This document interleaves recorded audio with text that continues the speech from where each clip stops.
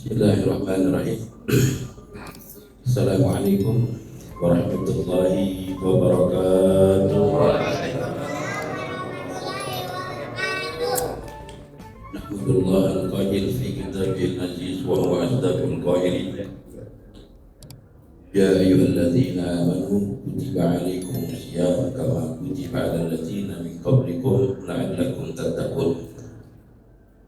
Waqala Rasulullah sallallahu alaihi wasallam man shoma ramadhana imanan wa ihtisaban ghufira lahu ma taqaddama min dhanbihi. Shadaqallahul azim wa shadaqa rasuluhun nabiyyul habibul karim wa nahnu ala dhalika minasy syahidin wa syakirin. Allahumma shalli wa sallim wa karim mu'azzim ala sayyidina Muhammadin wa ala alihi wa sahbihi ajma'in. Amma ba'du, subhanaka la ilma lana illa ma 'allamtana innaka antal alimul hakim. Rabbi ishrah li sadri wa yassir li amri wahlul 'uqdatam min lisani yafqahu qawli. Hadirin hadirat jamaah musalla al-maqsurin yang dirahmati oleh Allah Subhanahu wa taala. Alhamdulillah wa syukurillah. Puji serta syukur mari kita panjatkan kehadiran al-Maula Allah Subhanahu wa taala atas segala nikmat dan karunia-Nya sehingga sampai detik ini kita masih diberikan nikmat sehat walafiat, nikmat panjang umur, terlebih lagi nikmat iman dan nikmat Islam, sehingga kita masih dapat melaksanakan kewajiban yang diperintahkan oleh Allah.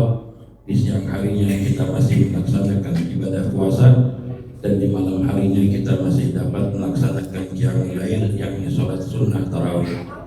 Kita mohon kepada Allah agar segala amal ibadah kita dari awal hingga malam hari ini diterima oleh Allah Subhanahu wa taala. Hadirin hadirat jamaah yang dirahmati oleh Allah Subhanahu wa taala, sungguh teramat beruntung bagi umat Nabi Muhammad yang mereka dipanjangkan umur oleh Allah Subhanahu wa taala, diberikan sehat walafiat, dan ditemukan dengan bulan Ramadan.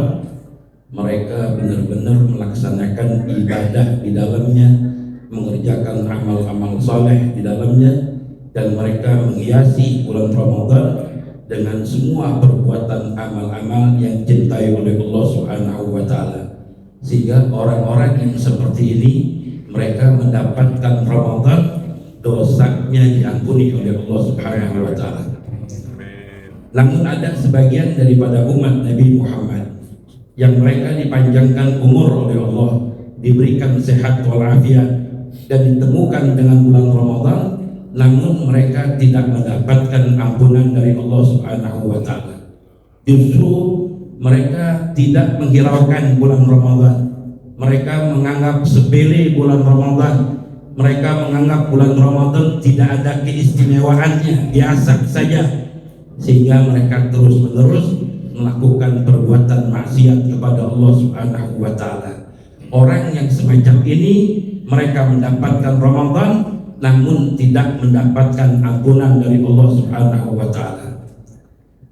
Anas bin Malik radhiyallahu anhu, beliau pernah bertanya kepada Rasulullah sallallahu alaihi wasallam, "Ya Rasulullah, nanti di saat yaumul qiyamah, di saat aku ingin rindu, ingin berjumpa denganmu ya Rasulullah, di manakah aku bisa mendapatkan engkau ya Rasulullah?" Nanti di saat yaumul qiyamah engkau rindu dengan aku, kata Rasulullah, carilah aku di mizan, di timbangan. Kalau engkau nggak ada ya Rasulullah, carilah aku di jembatan Shiratal Mustaqim. Kalau engkau nggak ada ya Rasulullah, carilah aku di telaga Kausar. Makanya dalam satu riwayat, di saat Rasulullah sedang menanti umatnya, Rasulullah sambil mendoakan, salim ummati, selamatkanlah umatku ya Allah, selamatkanlah umatku.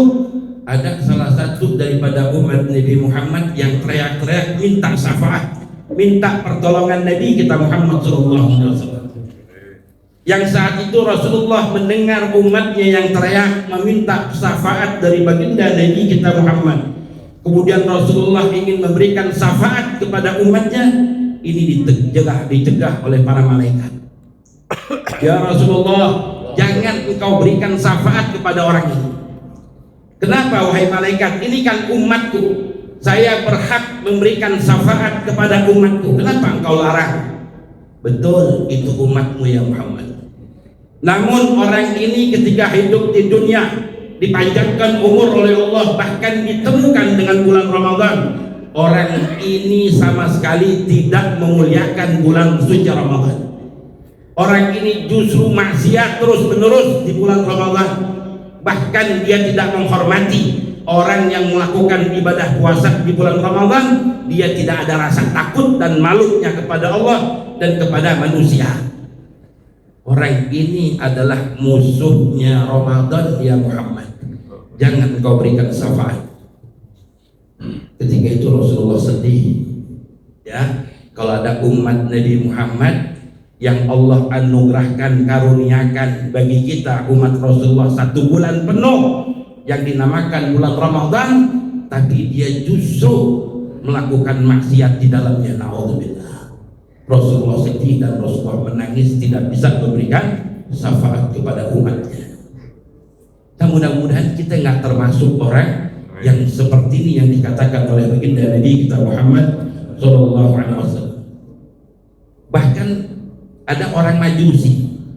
Kita tahu orang Majusi yang menjadikan api sebagai Tuhannya.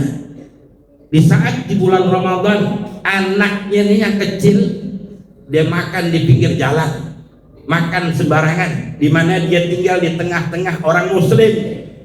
Ini bapaknya orang Majusi, dipanggil tuh anaknya, digablokin, dijawerin, dicentilin. Ini anak yang masih kecil. Kenapa? Kata anaknya, wahai ayah, kenapa engkau tiba-tiba mukul dan jewer aku? Ya engkau nggak tahu wahai anakku, ini bulan-bulan Ramadan.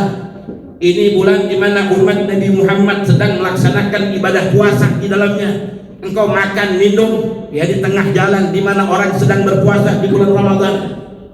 Makanya ayah memukul dan ayah melarang supaya engkau tidak makan dan minum sembarangan di bulan suci Ramadan. Ini orang Majusi yang menjadikan api sebagai Tuhannya, mereka masih menghargai daripada bulan Ramadan. Namun umat Nabi Muhammad yang dikaruniai Ramadan, yang seandainya bulan Ramadan ini Allah nggak berikan kepada umat Nabi Muhammad, dulu kan pernah diminta oleh Nabi Musa, ya Rabb, berikanlah Ramadan ini buatku, kata Nabi Musa. Ya kata Allah, tidak, Ramadan ini tidak akan aku pernah berikan kepada umat-umat Nabi sebelum Nabi Muhammad.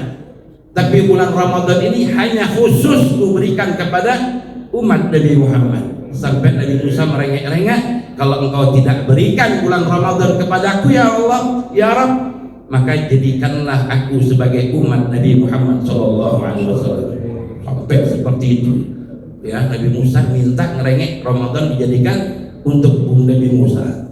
Tapi umat Nabi Muhammad malah mereka tidak memuliakan, tidak menghargai, bahkan tidak melaksanakan ibadah di bulan Ramadan. Na'udzubillah. Makanya yang Allah panggil di dalam Quran, ya ayyuhalladzina amanu kutiba alaikumusiyam. Wahai orang-orang yang beriman, yakni harfun nida. Allah memanggil. Siapa yang dipanggil oleh Allah? Amanu, orang-orang yang beriman. Orang yang beriman itu yang seperti apa? Bukan hanya mereka mengucapkan saya beriman dengan lisannya, bukan hanya hatinya membenarkan, tapi jawarih, anggota badannya harus taat dan patuh terhadap segala perintah-perintah Allah.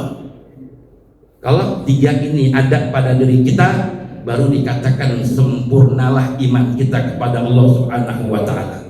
Namun kalau lisannya hanya mengucapkan saya beriman, hatinya membenarkan, tapi jawari, anggota badannya masih terus meninggalkan perintah-perintah Allah, bahkan melaksanakan maksiat kepada Allah, orang ini diragukan keimanannya kepada Allah Subhanahu wa Ta'ala. Makanya dipanggil ya ayyuhalladzina amanu.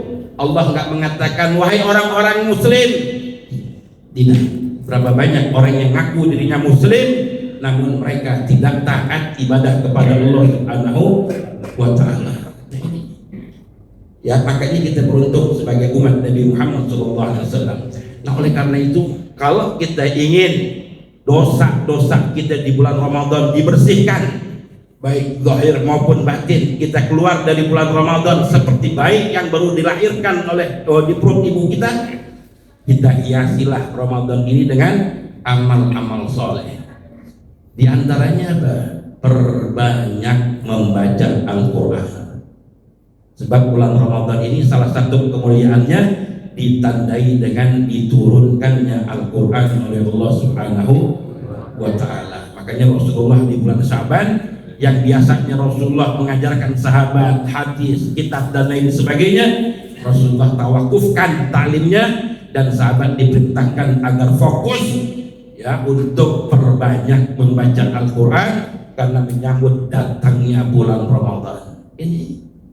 Sebab gak ada amal yang paling mulia di bulan Ramadan terkecuali kita baca Al-Quran.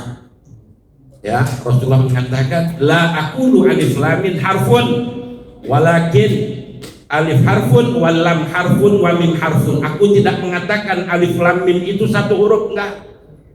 Tapi alif harfun, wal lam harfun, wa mim harfun. Alif satu huruf, yang satu hurufnya Al-Quran, Allah berikan 10 kebaikan bagi kita. Sekarang kalau kita sampai khatam Al-Quran di bulan Ramadan, berapa banyak huruf yang kita baca, berapa banyak kebaikan-kebaikan yang diberikan oleh Allah Subhanahu wa Ta'ala. Ini Al-Quran. Makanya salah satu syafaat ya yang nanti ya bisa memberikan syafaat kepada kita yaitu syafaatul Quran, syafaat Al-Quran. Kemudian yang kedua yaitu perbanyak sedekah di bulan Ramadan. Ya, sedekah ini punya keuntungan dua. Ada keuntungan yang Allah berikan di dunia, ada keuntungan yang diberikan ditangguhkan nanti di akhirat. Yang di dunia apa? Orang yang senantiasa menyisihkan hartanya di jalan Allah, apalagi di bulan Ramadan, hatta kita memberikan makan orang yang takjil satu butir korma dengan satu gelas air putih saja, ini pahalanya luar biasa. Makanya kata Rasulullah, tasaddaqu walau bisakin tamar, bersedekahlah walau sebutir korma, kata Nabi.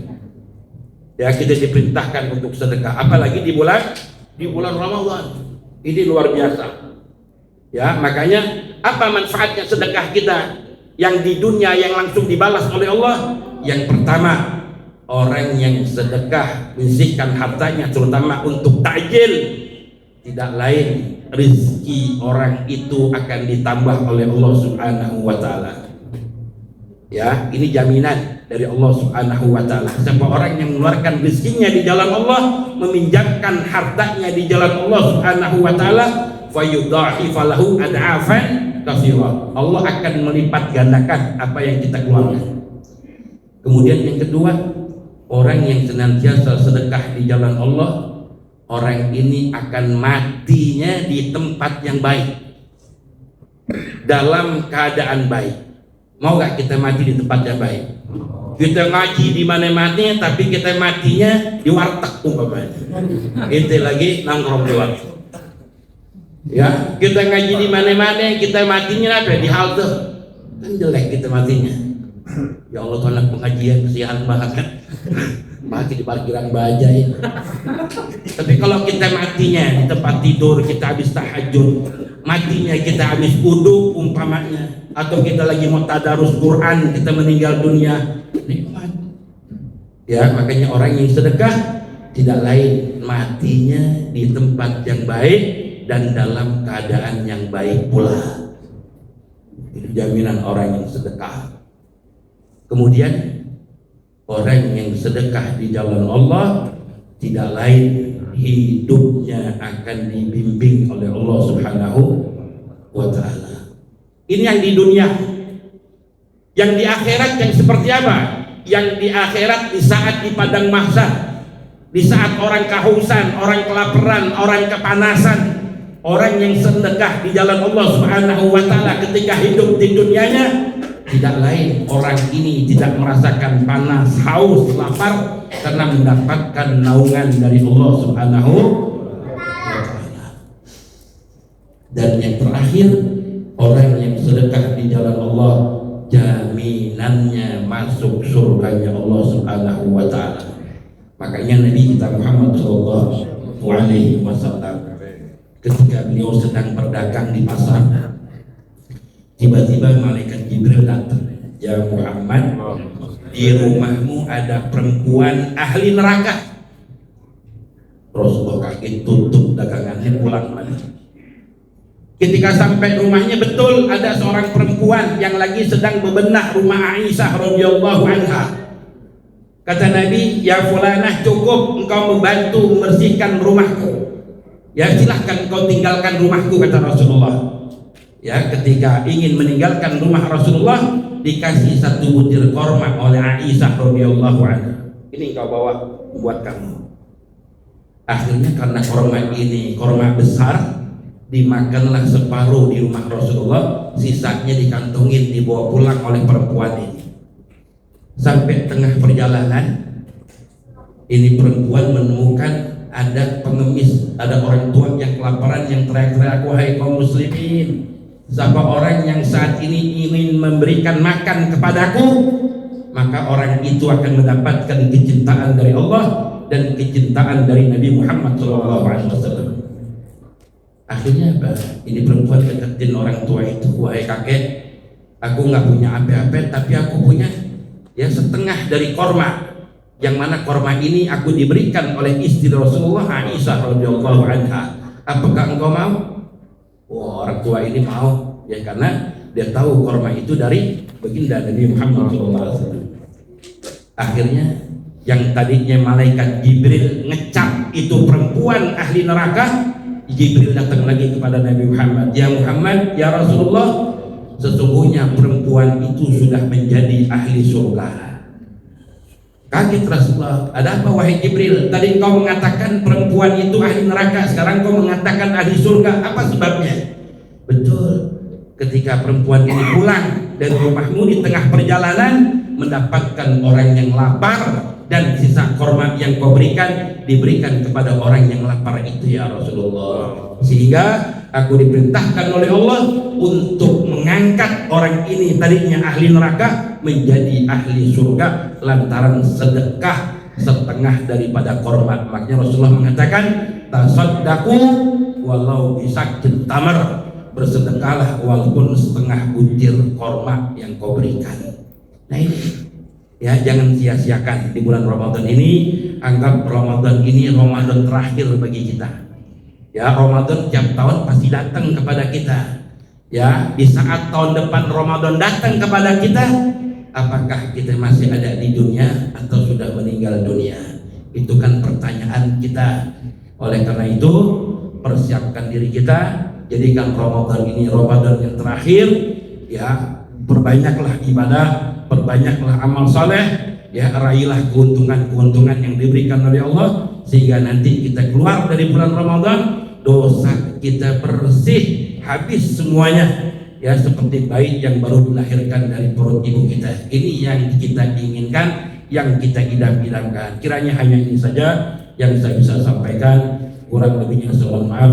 Wabillahi taufiq wal hidayah. Wassalamualaikum warahmatullahi wabarakatuh.